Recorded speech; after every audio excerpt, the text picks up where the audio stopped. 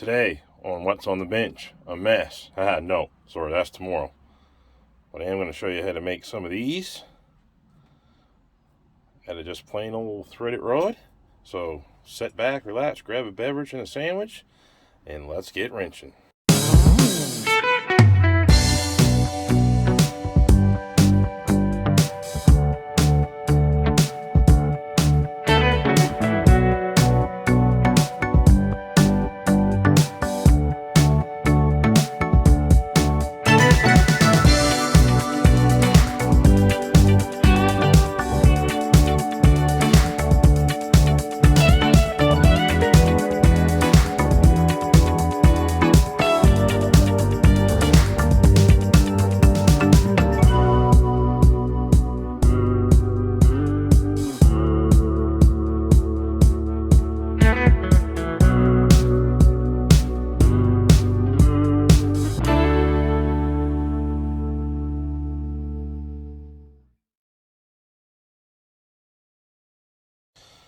So YouTube, I'm back.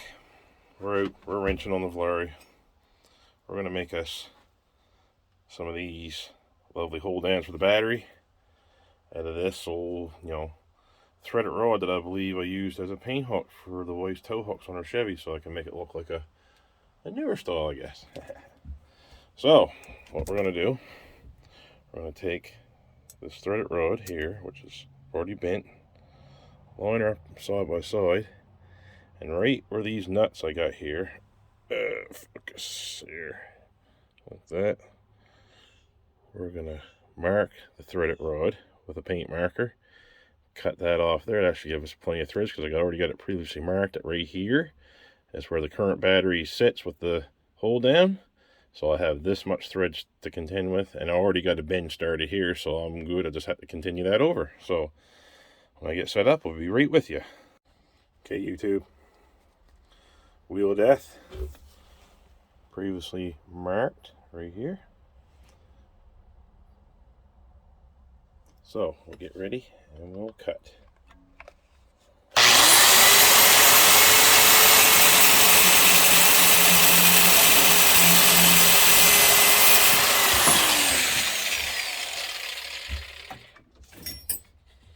Now that the noise is over, take our hammer out. While she's still in the vise.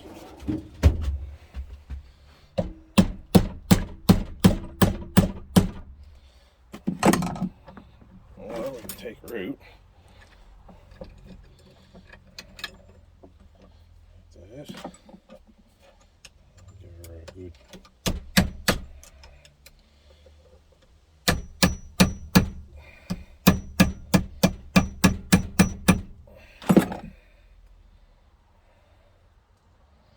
Or pinch her off in the vise a little bit more just to get a little tighter bend that I want.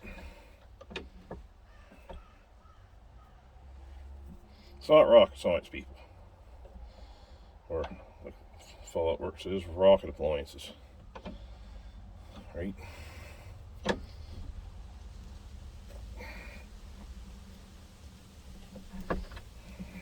There. Now we got a little bend here. I'll just give her a little snip there. Boom, instant hook.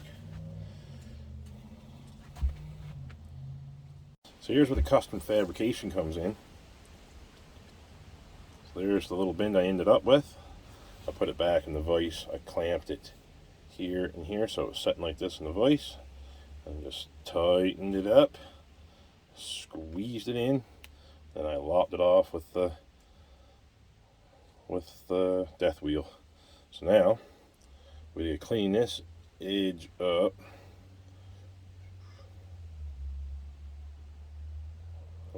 Here, focus there, because on the end of here this will not thread on. So we'll turn on the bench grinder. That's going to take about 17 minutes to spool up. Gotta love this cheap stuff. Oh yeah, here we go. Yep, so now we're going to bevel the edge so we can start, like make a starter thread for the nut to go in. So what you want to do is just run it right into the running wheel while you're trying to cover the camera. No. So what you want to do is going in on an angle.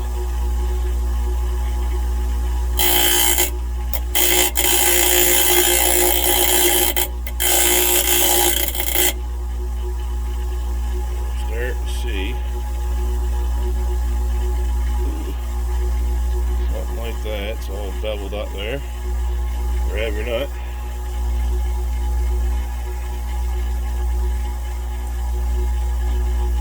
Shoots right on. Like so. If you did it right, or if this is the right nut. So I'll get back to this and we'll see afterwards. There we go.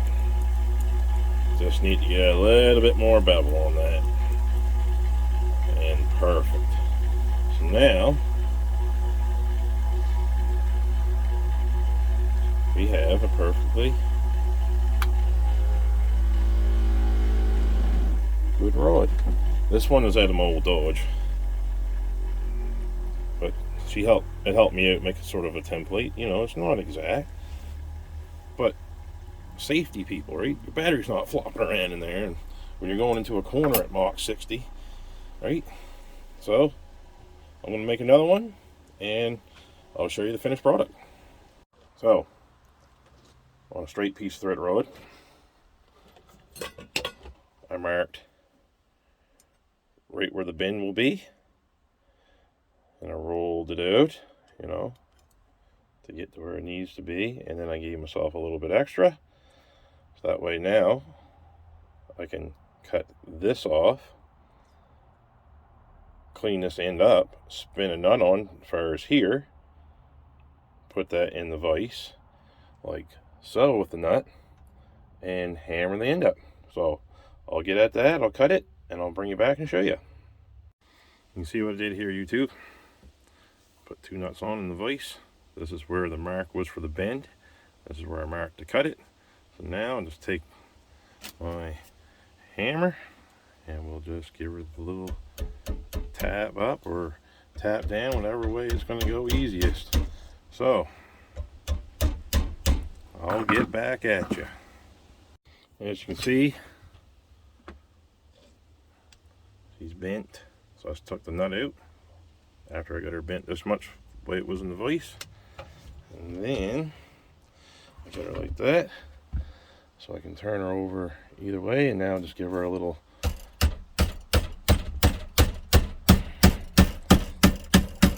like that. You could heat this too, it'd be a lot easier, but you know, who's got money to go out for an oxyacetylene kit, man? So I'll get this nut spin back and I'll show you the rest. So then after you take the nut out, put her over the vise, she'll be straight out, and get hammer it in. So next, you put it in the vise, and you just start cranking on her. See how she's bending nice? Just start cranking on her. She'll start to overtake herself a little bit there.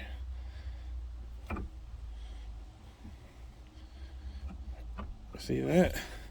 And then you take her out of that.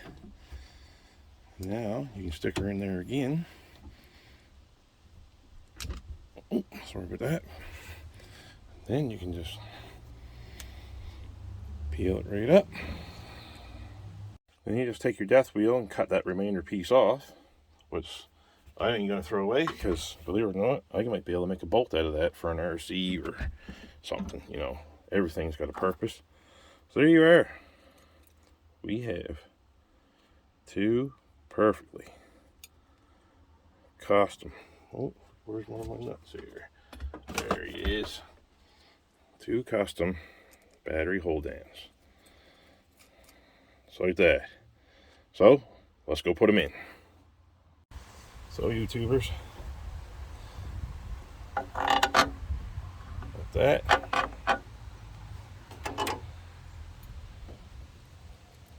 And nut here.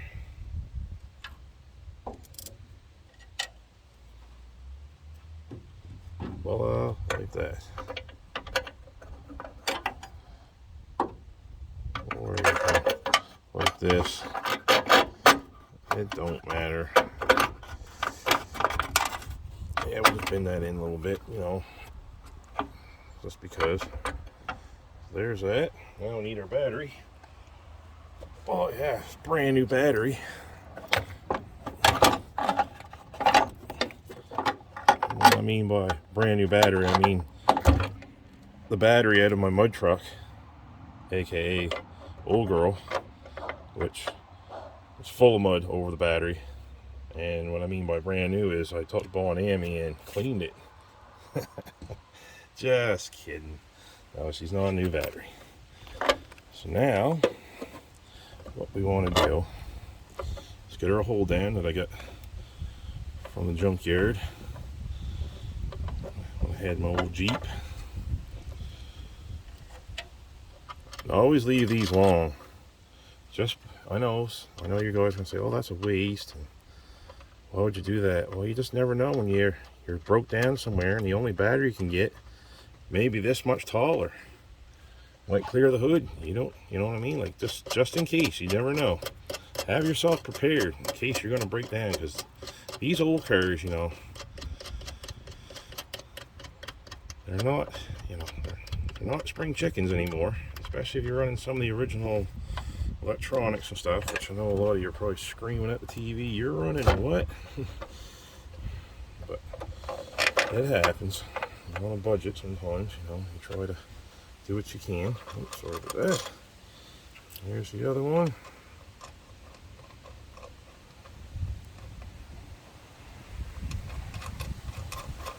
Like that.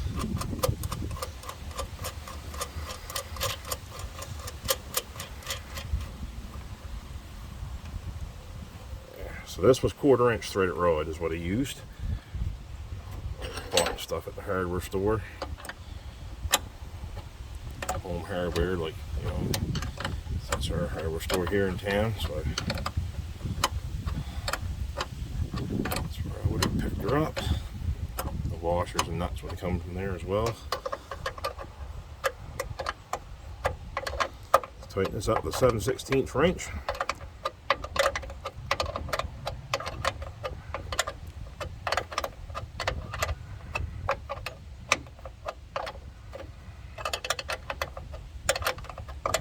So, and I'll be back with you when the battery cables are hooked up. So, before you put your battery cables on, let's just say these aren't new, like mine are.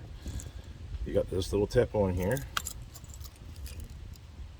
2 different sizes, bigger, smaller. And then, if your battery's corroded, or, it's just all marked up, you have these little bristles, and for the bigger post. This slides over the top.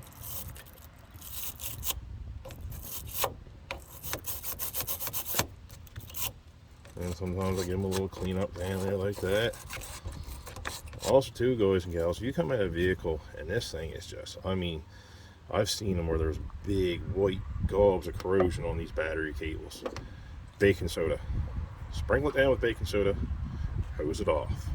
Sprinkle it down with baking soda, hose it off, because battery acid will eat your clothes, it'll burn your skin, it eat the paint on a customer's car. Say if you were at a garage or on your old hot rod or anything like that. So the way to get rid of the acid is baking soda. So now when you install your battery cable, always install the positive one first. Don't install the negative one first, then the positive, especially with your newer computerized vehicles. That's not a very good thing to do. Even on the older ones, always put the positive on first. Then once you get the positive on, you put the negative on. And say this car was, sat around for a long time, you might want to sit there and listen, look for signs of smoke or sizzling, or just in case there's a fire, you can pull that negative cable right off and stop it from burning to the ground. So there, hopefully no more jumping the Valere. This is actually the original battery of the Valere, and the battery that was in this was that of the old girl. So I'll be right back at you. Now the battery's installed. Let's see if she starts now.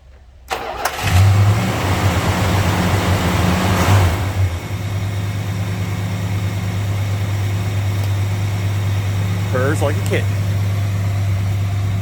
There. Just that little simple tip. Now your battery's secure in your vehicle.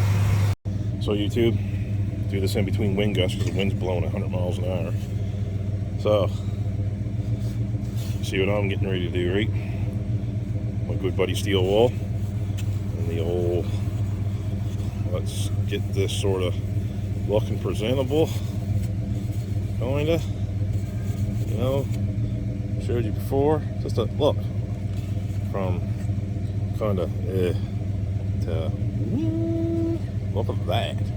So I'm going to continue on to this while the Volare is idling with her plate that is registered for that vehicle and with her insurance already on it.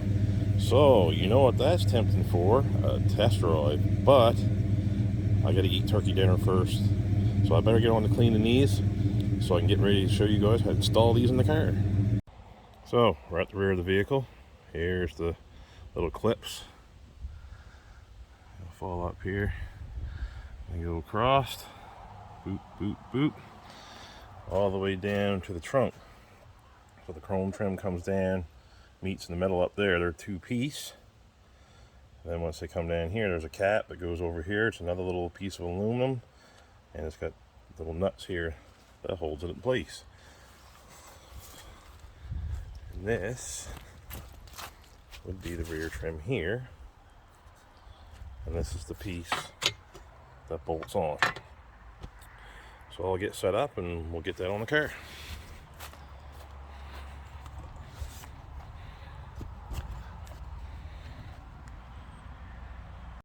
Okay, YouTube. Now, I always like to start that one in there first, because this is what happens here. Like that, right? So, that gets them in there just like so. Now, just give her a little, like that, judo chop, like Austin Powers would say, without trying to break your windshield. That's the other thing, making sure that we're still clipped into your clips here. Like so. Oh. Usually goes pretty slick once they're lined up. Good. Something's not right here. Something's not. There we go. Oh, yeah, of course. It ain't pretty. She just looks that way. There we go. Now that's better. That's better now. So, I'll continue on with this and I'll show you the finished product. So, got her back together. What was wrong was this clip came out of place and it fell down in here and it wouldn't allow this to go down. Here has always been a little problematic. Even when I had it on the car, I tried bending it back, but it's not going in there. It's not fitting right, but it's still on there. We're missing a clip there, but there we are. All the nuts are on. They're like them little cutting nuts all the way up.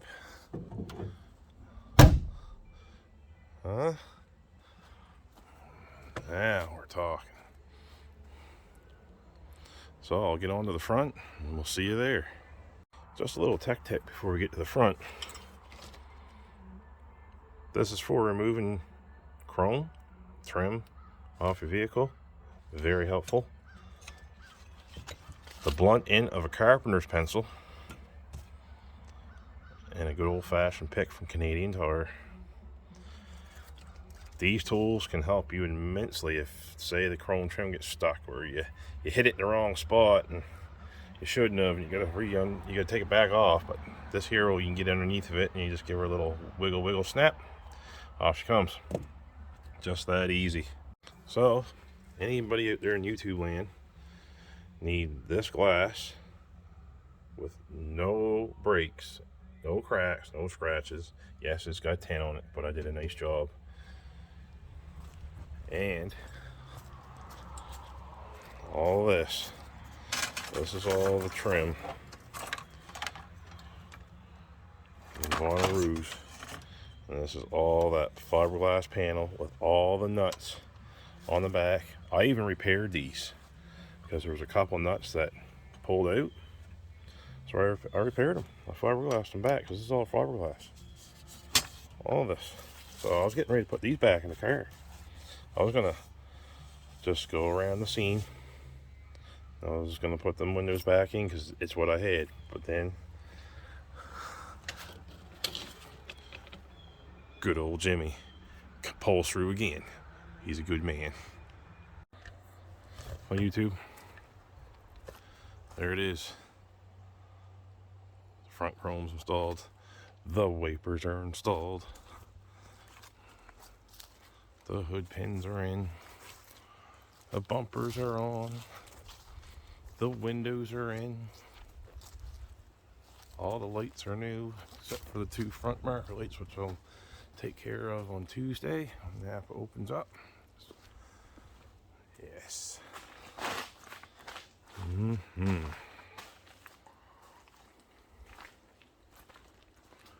We have come a long way today. So the only thing I'm missing is my emblems on the front, and I got a real tree here. I need some input.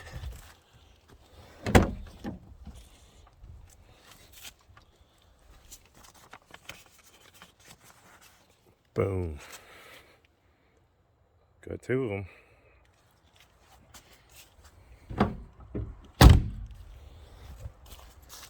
I was thinking, like, right there, sort of like the way it was in 70. And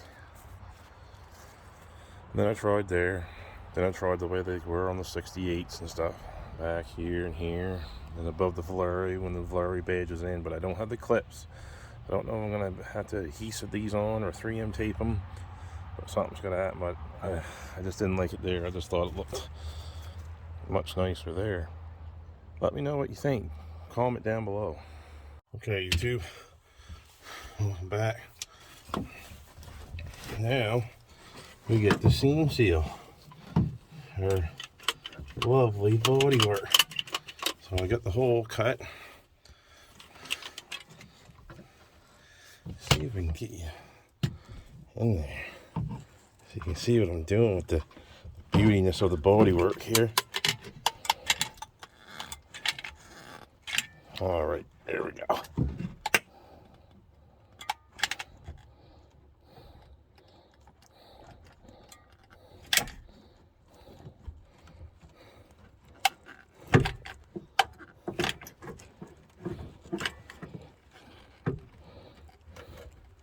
Don't gotta be pretty. This ain't supposed to be pretty. It's just supposed to seal all the bed. All the joint stuff that you welded up, seams and stuff. So I'll get this on there and I'll bring you back. Update. There it is. Like I said, don't gotta be pretty. It's just gonna keep the water out. Keep all them joints stuff tight, because sometimes when you're welding, they're not 100%. So yeah, I'll get on the pass saw and get that done. Pass saw done. Yep. All the way up. Yep. So now that concludes today's video, I'd say, but we'll just see. Just give me a minute. Well, gals and guys, I think that's it for me for this evening. I'm just gonna clean my windows now and maybe turn some tunes on and rock out to about 9 o'clock and maybe just go for a little rip. So if you're liking what you're seeing so far, remember to like, share, and subscribe. Ring the bell so you don't miss any of my new content. Also, big shout out to all who shared my YouTube channel and who's liked, commented already, and love the positive comments. Hey, we even like the negative comments, but please leave a comment if you can. And also, well, that's about it. So anyway, we'll see you guys tomorrow, and remember, get wrenching.